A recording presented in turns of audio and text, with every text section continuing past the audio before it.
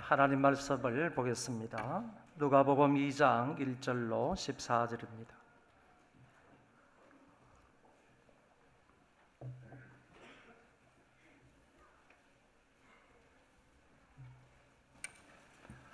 누가복음 2장 1절부터 14절까지 제가 봉독하겠습니다.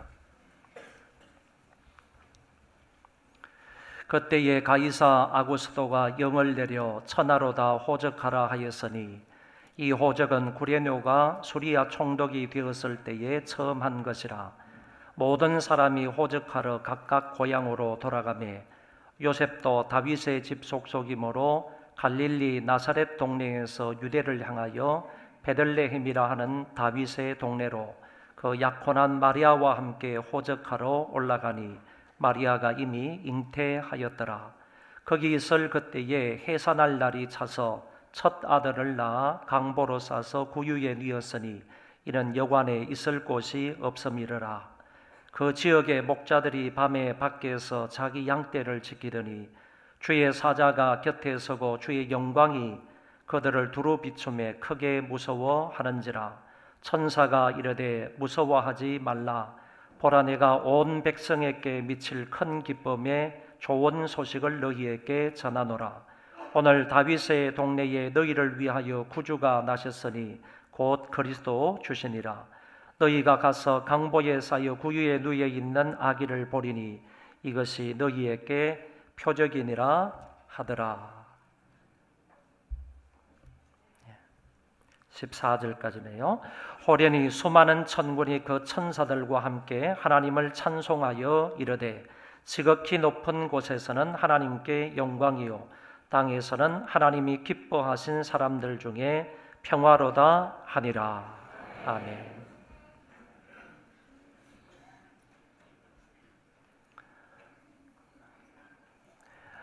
오늘은 예수님께서 이 땅에 태어나신 성탄절입니다.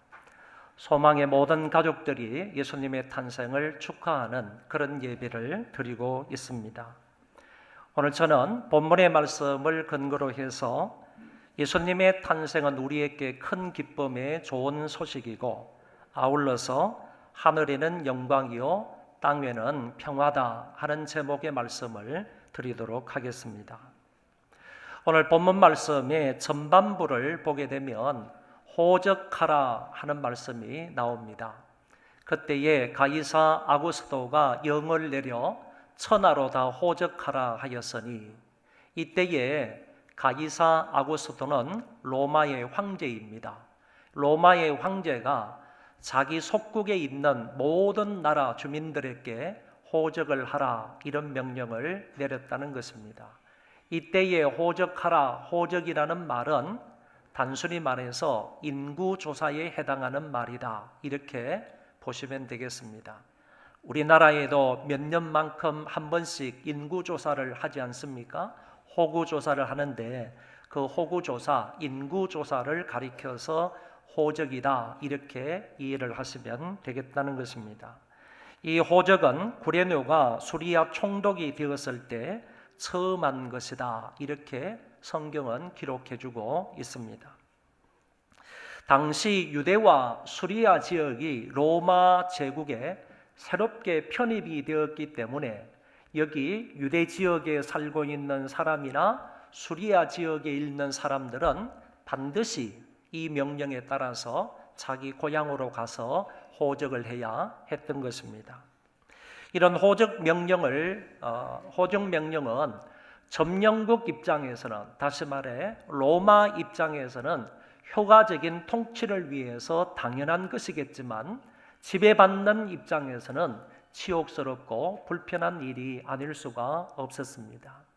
로마 입장에서 당연한 처사다라는 말은 로마 입장에서 자기의 속국에서 세금을 받아야 되기 때문에, 그러니까 인두세를 받아야 되기 때문에 그 세금을 정확하게 받기 위해서는 반드시 인구조사를 거쳐서 어느 지역의 사람들이 몇 명이 살고 있는지 이것을 정확하게 알아야 그 수에 따라서 로마 나라가 세금을 받을 수 있기 때문이라는 것입니다. 그렇지만은 지배를 받는 나라와 민족 입장에서 생각할 때 이것은 치욕스럽고 불편한 일이 아닐 수가 없었다, 그런 얘기입니다.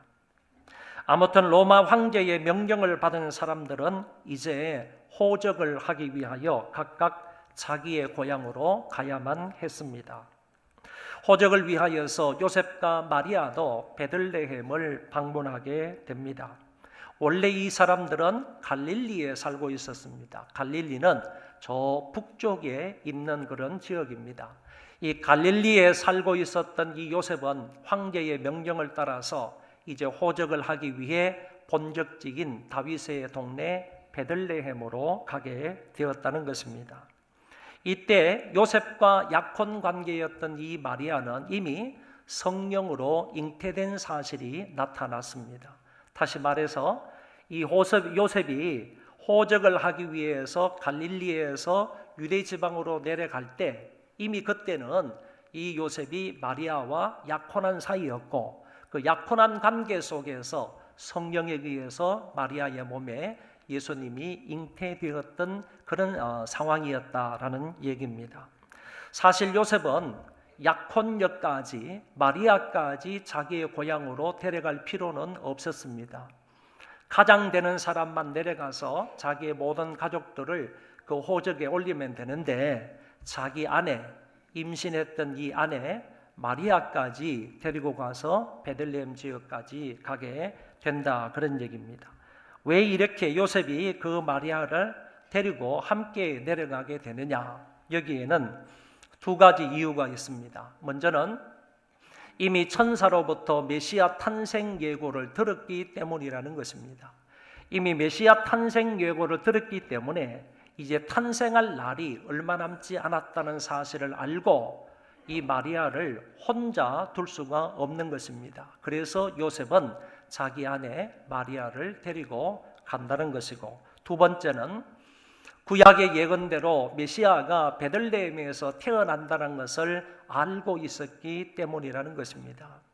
요셉뿐만 아니라 당시의 모든 유대인들은 이미 알고 있는 중요한 한 가지 사실은 메시아가 태어나면 반드시 베들레헴에서 태어난다 하는 사실을 성경을 통해서 알고 있었다는 얘기입니다. 그래서 이 메시아가 태어나시게 되면 분명히 베들레헴에 탄생해야 하기 때문에 자기 아내 마리아를 데리고 베들레헴까지 내려가게 된 것입니다. 호적을 위해서 많은 사람들이 베들레헴에 모였습니다. 마리아는 임신한 상태였기 때문에 갈릴리 지방에서 베들레헴까지, 유대 지역까지 내려가려면 다른 사람들보다 더 오랜 시간이 걸렸을 것입니다. 그럼에도 불구하고 요셉과 마리아가 그 베들레헴에 도착해서 보니까 이미 많은 사람들로 많은이 되어서 여관에 있을 수가 없었던 것입니다. 그래서 이 요셉이 해산할 날이 차서 할 수 없이 요셉은 한 마국간에 들어가게 되었습니다. 여기 6절 7절의 말씀에 보면 거기 있을 그때에 해산할 날이 차서 첫 아들을 낳아 강보로 싸서 구유에 누였으니 이는 여관에 있을 곳이 없음이러라.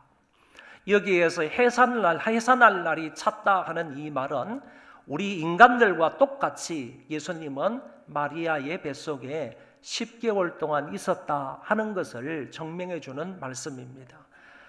예수님도 우리와 똑같이 마리아의 몸에서 10개월 동안 잉태되어서 태어나시게 된다는 말씀입니다. 그리고 첫 아들이라는 이 말은 모든 인류보다 뛰어나신 그리스도의 장자성을 나타내 주는 그런 표현의 말씀입니다. 그리고 강보에 싸서 구유에 뉘었다 하는 이 말은 제2위가 되시는 성자 하나님의 비하를 나타내는 말씀입니다.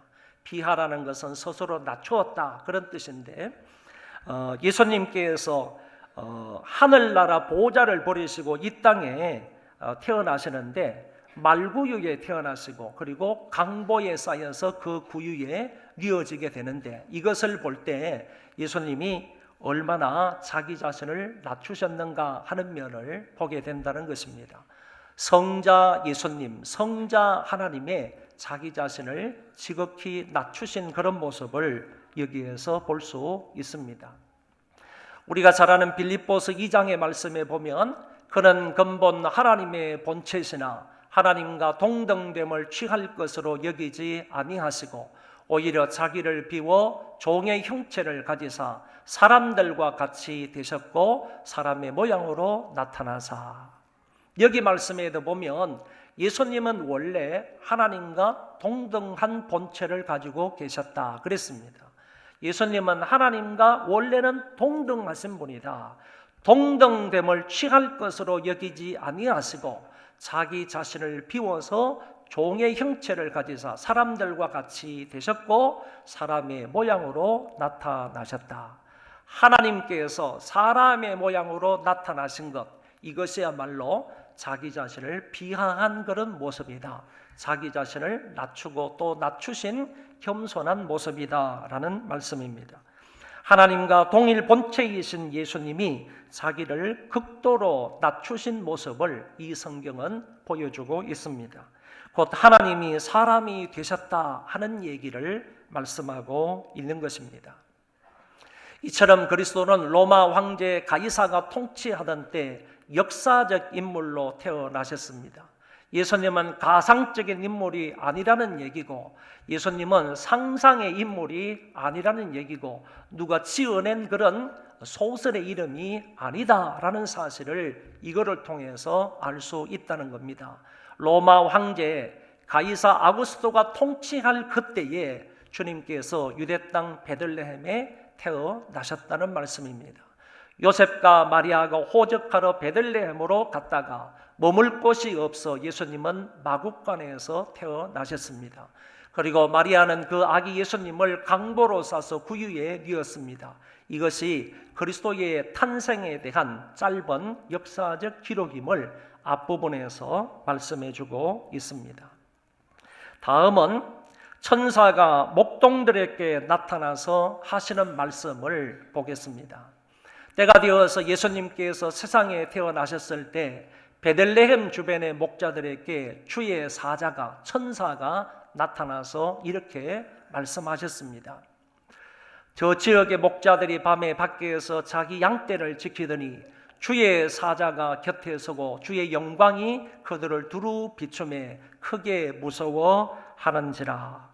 이때의 그 지역이라는 것은 예수님이 태어나신 베들레헴 지역을 말씀하시는 것이고, 그리고 자기 양떼를 목동들이 지켰다 하는 이 말씀을 볼 때에는 이거는 무서운 짐승들로부터 자기 양들을 지키고자 했던 목동들의 성실한 모습을 우리는 볼 수 있는 것입니다. 그랬을 때 주의 사자가 그들에게 나타나는데 이 주의 사자가 누구냐? 앞뒤의 말씀을 보든지 아니면 다른 성경의 사실들을 볼 때 이 사람은 바로 천사 가브리엘이다 라고 말할 수 있겠습니다. 1장 19절이나 26절의 말씀에도 보면 가브리엘이 나타나서 중요한 사실을 고지해 주는 것을 볼 때 여기에서 나타난 주의 사자도 가브리엘일 것이다 라고 추측을 한다는 것입니다. 그리고 주의 영광이라는 말이 나오는데 이것은 하나님 임재의 영광을 나타내는 말씀입니다. 그러니까 주의 사자가 나타나고 그 다음에 주의 영광이 그들을 두루 비추었다 이렇게 말씀하시는 것을 볼 때 하나님께서 천사 가브리엘을 대동하여 목자들에게 나타나심으로 그 영광이 그들을 두루 비추게 되었다라고 설명할 수 있는 것입니다. 이거는 가브리엘은 천사장입니다. 천사 중에서도 높은 분인데 천사장 가브리엘이 나타났다 할지라도 정말 대단한 일인데 이 가브리엘은 예수님 하나님을 모시고 성부 하나님을 모시고 이 세상에 오셔서 그 성부 하나님의 영광을 그 하나님의 임재의 영광을 그들에게 목동들에게 두루 비추어 줬다 하는 말씀으로 이해할 수 있다는 것입니다. 주의 영광이 하나님의 임재의 영광이 그들을 두루 비추게 되었을 때 그들은 크게 무서워 떨 수밖에 없었습니다. 히브리인들은 대부분 이렇게 생각을 한다는 겁니다.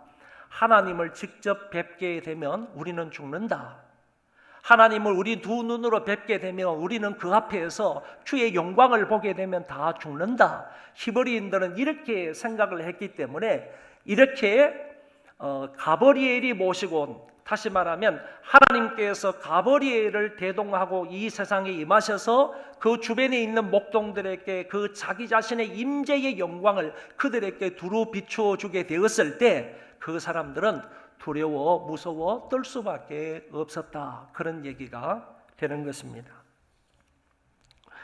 10절의 말씀으로 넘어가면 천사가 이르되 무서워하지 말라. 보라, 내가 온 백성에게 미칠 큰 기쁨의 좋은 소식을 너희에게 전하노라. 오늘 다윗의 동네에 너희를 위하여 구주가 나셨으니 곧 그리스도 주시니라. 천사가 무서워 떨고 있는, 주의 영광 앞에 무서워 떨고 있는 그 목동들에게 무서워하지 말라라고 안심을 시킵니다. 그리고 나서 하는 말이 보라라는 말을 씁니다. 이때에 보라라는 이 말은 주의를 집중시키고 있는 말입니다. 주목하라, 이런 뜻을 가지고 있는 말입니다. 천사가 너희들 두려워하지 말라 안심을 시키고 난 이후에 이제 주목해라, 여기를 봐라, 여기 주의해라 라고 주목을 시키고 난 이후에 그 뒤에 나오는 말, 아주 중요한 의미의 말을 그 목동들에게 전하게 된다는 것입니다. 주의를 집중시켜서 그 사람들에게 빅뉴스를 말씀을 하시는데 그게 뭐냐? 온 백성에게 미칠 큰 기쁨의 좋은 소식이라는 겁니다. 이 소식은 베들레헴뿐만 아니라 온 이스라엘에게 미칠 좋은 소식이고 더 나아가서 전 세계에 미칠 아름다운 좋은 소식이다. 그런 얘기입니다. 이것뿐만 아니라 이 시대뿐만 아니라 다가올 시대에까지 미칠 위대한 기쁨의 소식이라고 말할 수 있습니다. 이 정도가 아니라 참으로 기쁘고 이 좋은 소식은 어떤 소식이냐? 바로 오늘날 너희를 위하여, 우리를 위하여 구주가 나셨다는 소식입니다. 이것은 나와 직접적으로 관계 있는 탄생이기 때문에 우리 각자에게 성탄은 기쁨과 좋은 소식이 되는 것입니다. 여러분, 여기에 나타나 있는 너희를 위하여, 이 너희는 바로 저와 여러분들을 다 포함해서 말씀하고 있는 것으로 이해를 할 수 있는 것입니다. 그래서 오늘날 너희를 위하여, 나를 위하여, 우리를 위하여 구주가 나셨는데 그 바로 그분은 그리스도 주시다 하는 이 말씀은 온 백성에게 미칠 큰 기쁨의 좋은 소식이 아닐 수 없다는 것입니다. 온 세상과 만민과 나를 위한 그 소식은 바로 오늘 다윗의 동네에 너희를 위하여 구주가 나셨으니 곧 그리스도 주시라는 말씀입니다. 죄로 말미암아 영원히 죽을 수밖에 없는 사람들을 구원하시기 위하여 그리스도께서 이 세상에 오신 것이고, 질병으로 말미암아 고통 중에 죽어갈 수밖에 없는 그런 사람들을 위하여, 그리고 전쟁 중에 아픔과 괴로움을, 고통을 당하는 그런 사람들을 위하여, 기아로 말미암아 허덕이는 그런 사람들, 모든 불의에서 우리를 건져내실 그 구원자가 바로 이 땅에 오셨다라는 말씀이기 때문에 저와 여러분들에게 기쁨의 좋은 소식이 아닐 수 없다는 것입니다. 나의 죄를 위해서 나 대신 그리스도께서 죽기 위해 나를 지옥에서 건지시기 위해 오신 것이 성탄이기 때문에 성탄은 기쁘고 좋은 소식입니다. 아기가 구주임을 알게 되는 그런 표적이 뭐냐? 이렇게 기쁜 소식이 우리에게 전달이 되었는데, 그 목동들에게 전달이 되었는데, 그러면 이 천사가 다시 말하는 겁니다. 정말로 이 기쁜 좋은 소식의 표적이 뭐냐? 그분이 바로 그리스도이고 메시아고 하나님의 아들이라는 표적이 뭐냐? 그거를 천사가 아주 지혜롭게 그 목동들에게 가르쳐 준 것입니다. 강보에 쌓여 구유에 뉘어 있는 아기를 보는데 그 아기가 바로 내가 너희들에게 말하는 기쁜 좋은 소식이다라는 것을 말씀해 주셨습니다. 강보에 쌓여 구유에 놓여 있는 아기가 바로 내가 너희들에게 말하고 있는 메시아이고 하나님의 아들이라는 말입니다. 지금 엄마 품에서 편안히 젖을 먹거나 비단옷에 쌓여서 비단옷에 쌓여서 축하받는 그런 모습의 아기가 메시아가 아니라는 얘기입니다. 그런 모습의 아기가 메시아가 아니고 하나님의 아들이 아니라 우리가 기다리는 구세주가 아니라 지금 메시아는 강보에 쌓여 구유에 누워 있는 아기가 바로 메시아다라는 사실을 천사가 전해 준 것입니다. 이로써 목동들은 베들레헴에서 구주가 태어났다는 사실과 그 아기가 지금 어디에서 어떤 상태로 계시는지를 알게 되었습니다. 천사 가브리엘이 그리스도에 대해서 이같이 말할 때 동시에 수많은 천군 천사가 호련히 나타나서 하나님을 찬송하는 모습이 성경에 나옵니다. 지극히 높은 곳에서는 하나님께 영광이요 땅에서는 하나님이 기뻐하신 사람들 중에 평화로다 하니라.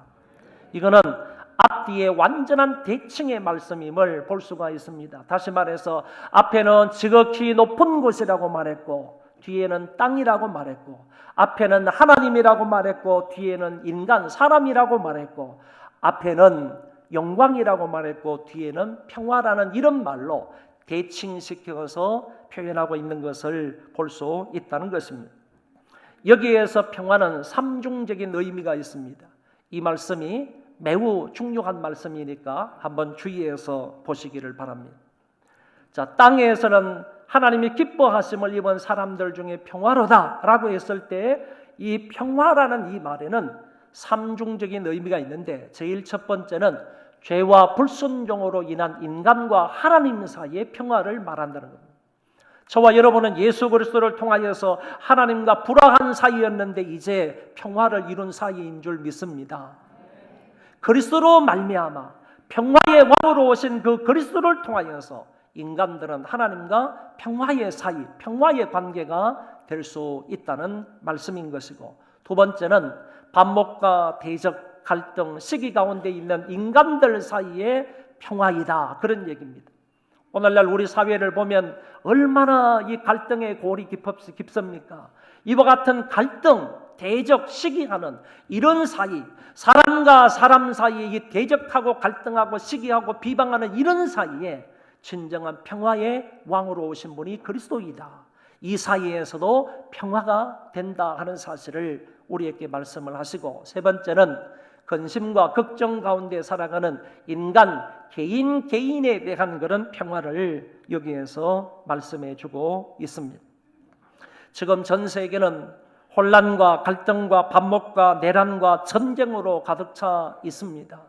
특별히 홍콩을 보시기 바랍니다. 뿐만 아니라 남미의 여러 나라들을 보시고 그리고 대한민국을 비롯해서 이 동남아시아 여러 나라들을 한번 생각해 보시기를 바랍니다. 그의 모든 민족과 그의 모든 나라들 가운데 혼란과 갈등과 반목과 내란과 전쟁이 난무하는 세계임을 우리는 쉽게 알 수가 있습니다. 우리나라를 보시면 정치적 갈등으로 인하여서 전 국민이 지금 둘로 갈라져 있습니다. 지금까지 국회에서는 이런저런 일로 인해서 그 필리버스터를 계속하고 있다고 생각을 합니다. 갈등의 극치를 이루고 있는 올 한 해입니다. 대한민국이 이랬던 적이 없어요. 서로 반목하고 갈등하고 시기하고 대적하고 이와 같은 현상, 이와 같은 상황을 1년 내내 우리 국민들에게 보여주고 있는 정치권임을 부인할 수가 없습니다. 교회도 마찬가지입니다. 교회도 평화롭지 못한 교회가 너무 많습니다. 여러분 요새 교회를 보면 사람들을 보면 신앙 위에 사상이 있어서 신앙의 지도 아래에서 사상이 있어야 되는데 그게 아니라 신앙 위에 사상이 있어요. 사상.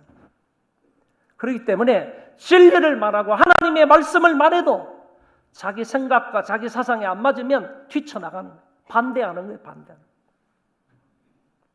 제가 여기에서 정치적인 이야기 한마디만 하면 여러분들 가운데서 둘로 딱 갈라져요. 이게 무슨 교회냐 이 말이에요. 교회는 신앙, 하나님의 말씀의 다스림을 받는 데예요. 누가 뭐래도 하나님의 말씀이 아니면 아닌 것이고 하나님의 말씀이 기면 긴 거예요. 그 위에 사상이 군림하면 안 된다는 거예요. 내 생각이 옳지 못하면 하나님 말씀 밑으로 들어가야 되는 거죠. 하나님 말씀의 통치를 받아야 되는 거죠. 왜 양성평등을 교회에서는 분명히 주장하는데 왜 사회에서는 성평등을 주장하냐고. 성평등은 이거는 동성애를 하겠다는 얘기잖아요. 동성혼을 합법화시키겠다는 얘기잖아요. 성경이 동성애를 주장합니까? 동성혼을 말합니까? 동성혼은 망하는 길 아닙니까? 그런데 교회에서 이런 말을 하면 자기 사상이 신앙 위에 올라가 있어가지고 자기의 사상으로 신앙을 판단해버려요. 이 교회는 내 마음에 안 든다. 그래서 갈라지고 떠나간다. 이런 얘기입니다. 여러분, 진리를 말하고 성경을 말하는데 왜 여러분 사상이 신앙 위에 있어가지고 그 신앙의 지도를 받으려고 하고 신앙의 다스림을 받으려고 하느냐 이 말입니다. 여러분 정신 똑바로 차리셔야 됩니다. 오늘 교회가 이런 문제로 인해서 대한민국 교회 구석구석 한번 살펴보시라고 이 나라 교회가요 엉망진창이 돼버렸어요. 신앙 위에 사상이 있기 때문에 여러분과 저의 생각들이 신앙 아래로 가야 돼요. 믿음의 통치를 받아야 되고 진리의 통치를 받아 하나님의 말씀의 다스림을 받아야 되는 거예요. 그게 진짜 교회라고. 그게 진짜 신앙생활을 하는 사람이라고. 여러분 이런 것이 되지 않으면요 교회 안에도 갈등과 반목과 시기와 대립들이 난무하게 되는 거예요. 난무하게. 그걸 하나님이 기뻐하시는 교회가 아니다라는 사실을 여러분 명심을 하시고요. 이번 기회를 통해서 평화의 왕으로 오신 이 그리스도께서 오신 이런 시점을 기회로 삼아서 저와 여러분들 정말 나 자신 안에도요 내 개인 안에도 주님이 주시는 그런 평안이 가득 차기를 바라고요. 사람과 사람 사이에도 예수 그리스도의 평화로운 왕으로 오신 그분께서 사이에 끼어드심으로 인하여서 평화로운 관계가 되시고 무엇보다도 여러분과 하나님 사이에 평화로운 그런 관계가 되어지시기를 바랍니다. 천사가 전해주는 이 큰 기쁨의 좋은 소식을 들은 목자들은 곧장 베들레헴 전역을 뒤지는 겁니다. 그리고 말구유에 누워 계신 아기 예수를 발견하고 기뻐 그에게 경배를 합니다. 여러분, 그러니까 베들레헴에 지금 예수님만 태어나신 것이 아니에요. 다른 아이들도 태어난 아이들이 많단 말이죠. 근데 다른 아이들은 전부 다 지금 어디 있겠어요? 집에 있을 겁니다. 엄마 품속에 있든지 아니면 엄마 아빠하고 함께 자든지 이런 상황 속에 있겠지만은 메시아로 태어나신 그분은 지금 말구유에 누워 계시는 거예요. 말구유에 누워 계실 뿐만 아니라 강보에 쌓여 계신단 말이지. 이 사실을 발견하기 위해서 목동들은 이 집 저 집을 다 돌아다니는 거예요. 구석구석을 찾는 거예요. 그랬더니 어느 마국간에 들어가니까 강보에 쌓여져 가지고 말구유에 누워 계신 분이 한 분 계시더라 이거지.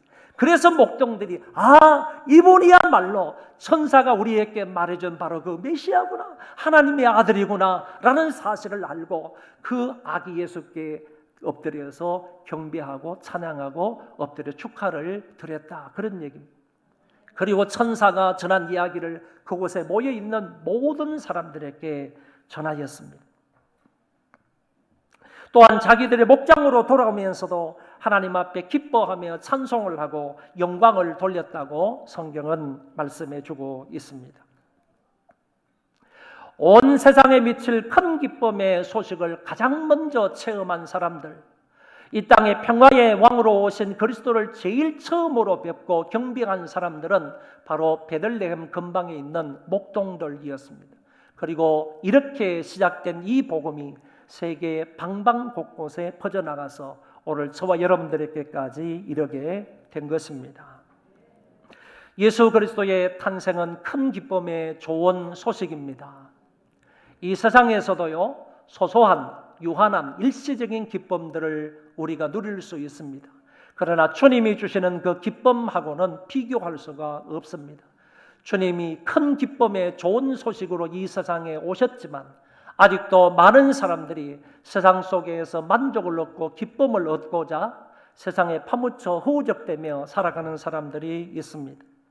우리 모두가 좋은 소식으로 오신 그리스도를 구주로 영접하심으로 이 기쁨과 평화를 누리시기를 바랍니다. 주님이 약속하신 이 전천후 기쁨을 마음껏 받아 누릴 수 있기를 바랍니다. 아기 예수 탄생은 하늘에는 영광이요 땅에서는 평화입니다. 지금 이 땅은 어디를 살펴보아도 진정한 평화가 없습니다. 전쟁과 기근, 지진과 화재, 살인과 폭력과 자살, 이념투쟁과 각종 악이 난무하는 시대 속에 살고 있습니다. 각 개인과 하나님 사이의 관계에서도 평화를 찾아볼 수 없습니다. 이런 세상 속에서 주님은 여전히 우리의 평화가 되심을 믿습니다. 평화의 왕 그리스도를 믿음으로써 하나님과 평화를 누리시고 주변의 사람들하고도 평화를 누리시고 무엇보다 염려 근심하지 말고 개인의 마음의 평화를 누리시기를 바랍니다.